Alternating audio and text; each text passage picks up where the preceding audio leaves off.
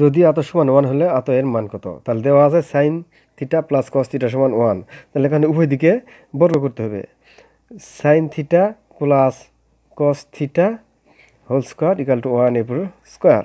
তাহলে এ plus B whole স্কোয়ারের সূত্র হলো sine square theta plus cos square theta plus সূত্রে 2 into sign theta cos theta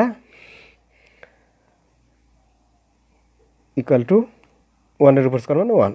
এখানে সূত্র sine square theta plus cos square theta সমান 1 প্লাস যা আছে তাই সূত্রে 2 sign theta cos theta equal two 1, উভয় দিক থেকে 1 উঠে গেল।